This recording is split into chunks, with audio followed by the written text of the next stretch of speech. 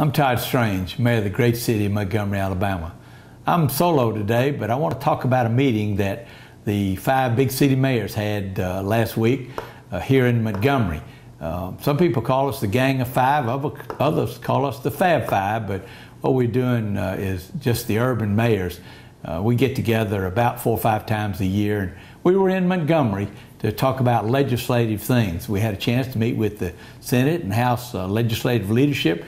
We had breakfast with Governor Kay Ivey. We're just 5 mayors that have common interests, different from others, that we share best practices, and we put our heads together to see what we can do to move our cities forward, because if we move our city forward, then we know that the state of Alabama moves forward. Very positive.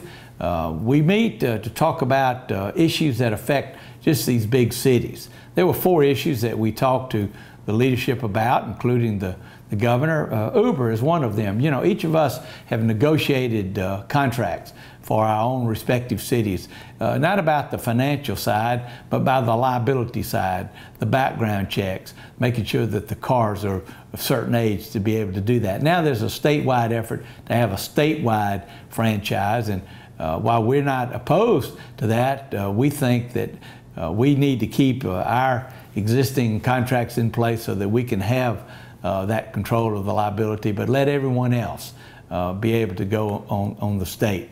Also, the infrastructure. We know that there's an effort to increase the gas tax.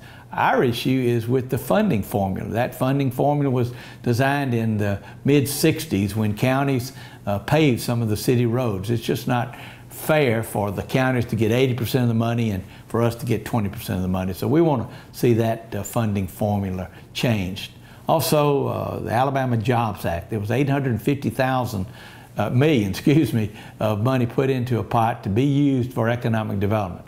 We're about $65 million away from that, using up all of that $850 million. So we're asking the legislature to expand that or to remove the mega projects. And if you remove the mega projects from that calculation, there'll be about $500 or $600 million available to us, and to remodel these historic credits.